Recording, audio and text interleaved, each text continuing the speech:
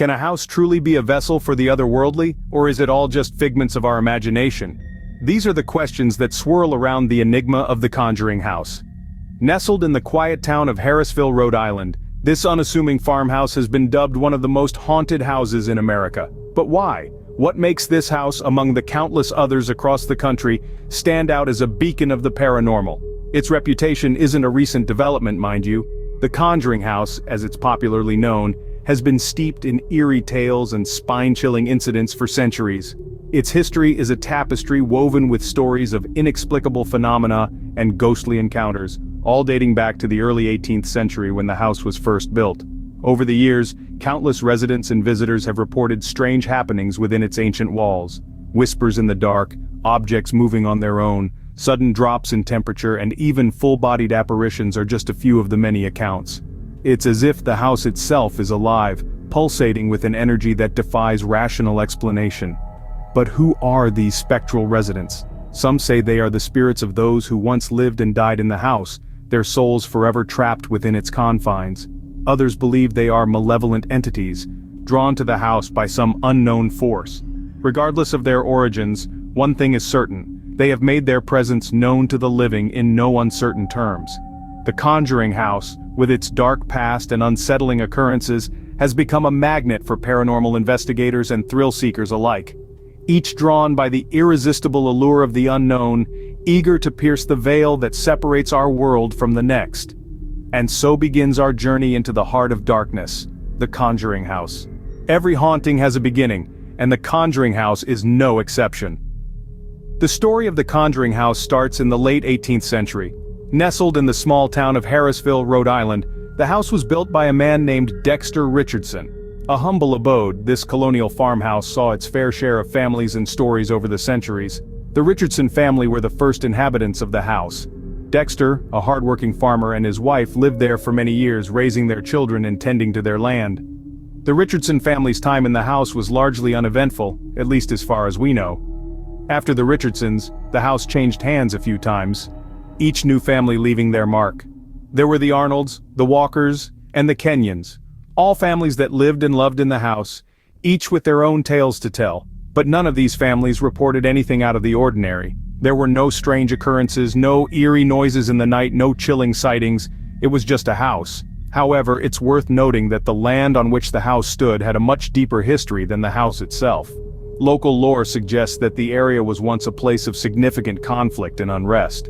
Some even say that the spirits of those who perished in these conflicts still linger, forever tied to the land. But it was with the arrival of the Perron family that things took a turn for the bizarre. In the winter of 1970, Roger and Carolyn Perron moved into the house with their 5 daughters. They were looking for a quiet, idyllic life in the country. Little did they know that their dream home would soon become a nightmare.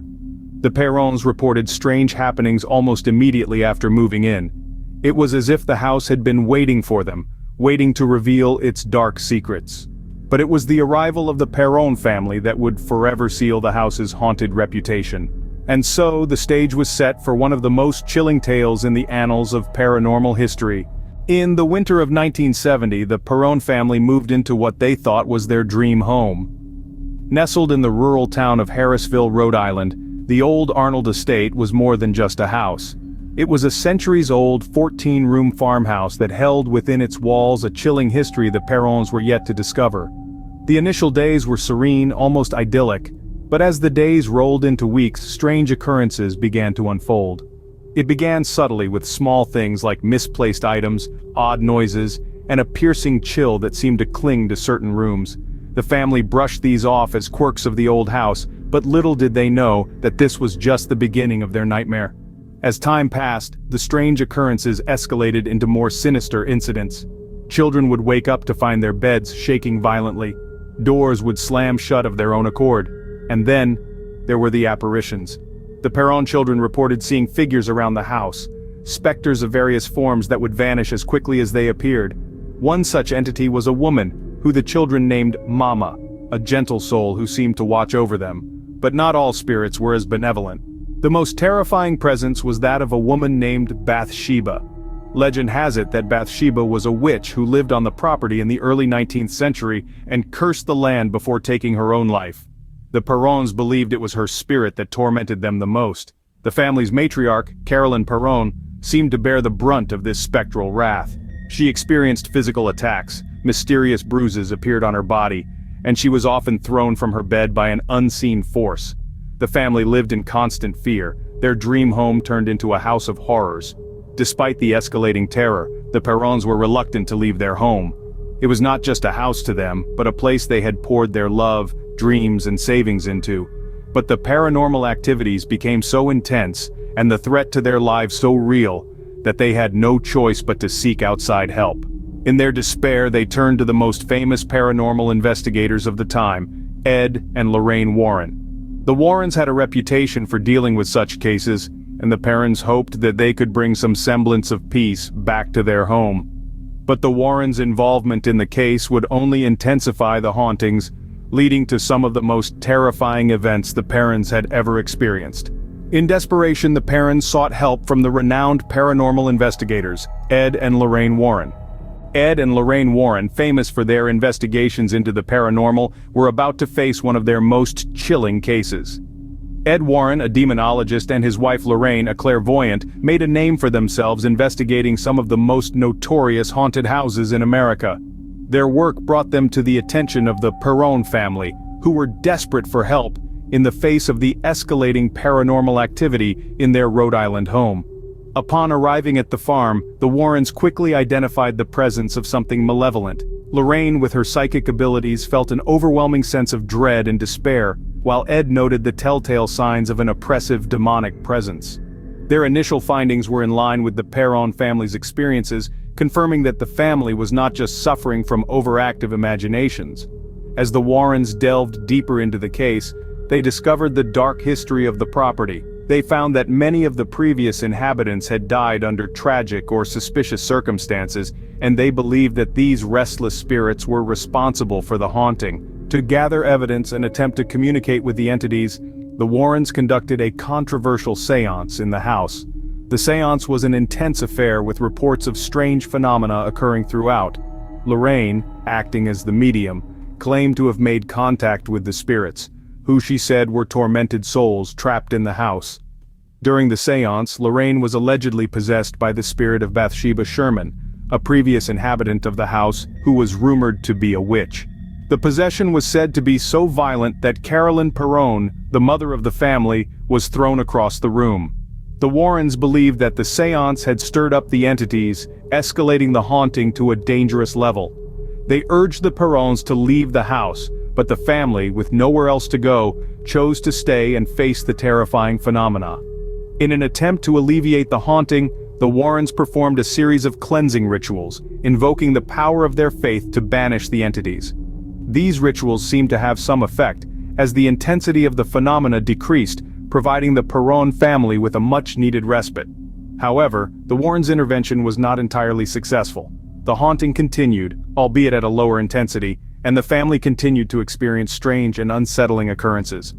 The Warrens maintained that the house was infested with malevolent spirits, and they warned the Perrons to remain vigilant. While the Warrens' intervention brought some relief, the haunting was far from over.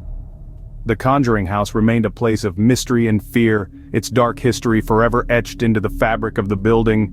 The Warrens' investigation only served to deepen the enigma, adding another chilling chapter to the house's haunted legacy. The Conjuring House continues to be a beacon for those intrigued by the paranormal. After the Warrens' investigation, skepticism cloaked the house like a dense, eerie fog. Many dismissed the findings as mere fabrications, woven into a chilling narrative to feed the public's insatiable appetite for the supernatural.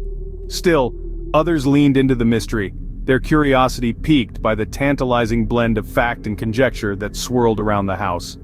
In the years that followed, the house became a magnet for paranormal investigators worldwide. Teams armed with EVP recorders and infrared cameras would descend upon the property, eager to capture evidence of the otherworldly. Some came away with nothing more than a chill down their spine, while others claimed to have made contact with the spirits said to haunt the premises. Each investigation added a new layer to the house's already complex narrative, fueling the intrigue and fascination surrounding it. As the decades rolled on, the Conjuring House began to evolve. From a place of dread and fear, it transformed into a hotspot for paranormal tourism. The current owners opened the doors to the public, inviting the brave and the curious to experience the house's eerie charm firsthand. Today, visitors can embark on guided tours, participate in overnight ghost hunts, or even just snap a selfie by the infamous witch's tree. Despite the commercialization, the Conjuring House has managed to retain its dark allure. Tales of apparitions, strange noises, and unexplained phenomena continue to circulate, keeping the house firmly in the realm of the supernatural. Skeptics and believers alike are drawn to its storied past, each seeking to unravel the truth behind the myths and legends. The Conjuring House remains a place of mystery, where the line between the living and the dead is said to be perilously thin. Whether you're a seasoned ghost hunter or just a fan of a good ghost story, one thing is certain: the Conjuring House will continue to captivate and intrigue for years to come. The truth of the Conjuring House may forever remain a mystery. A statement that sums up the enduring enigma of this notorious property. We've journeyed through its dark history, the chilling experiences of the Perron family, the controversial Warren investigation, and the aftermath that continues to ripple through popular culture. Let's take a moment to reflect on the main points we've discussed. The Conjuring House, with its rich history dating back to the 18th century, has been the stage for countless eerie occurrences. The Perron family, who lived there in the 70s, reported a series of unsettling incidents, from objects moving on their own to the sighting of spectral figures. Their experiences were so intense that they sought help from Ed and Lorraine Warren, prominent paranormal investigators of the time. The Warrens' investigation added another layer of mystery to the Conjuring House. They attributed the family's experiences to the malevolent spirit of a witch, a claim that has been both supported and fiercely contested. The case has been a source of debate among paranormal researchers, with some considering it a prime example of a haunting, while others deem it a product of hysteria and suggestion. The Conjuring House's influence has permeated popular culture, inspiring books, documentaries, and most notably, the Conjuring film series. While these portrayals often take dramatic liberties with the facts, they capture the essence of a house seemingly teetering on the edge of our world and the next. The debates about the authenticity of the Conjuring House persist, with skeptics and believers alike delving into the property's history and the accounts of its past inhabitants. The house continues to draw inquisitive minds and thrill seekers, all seeking to glimpse the unknown. Whether a believer or a skeptic, one cannot deny the enduring allure of the Conjuring House, a place where the supernatural seems to walk hand in hand with the living. A testament to our fascination with the enigmatic, the unexplained, the Conjuring House remains an enigma, an enduring symbol of the uncanny that continues to captivate and intrigue us.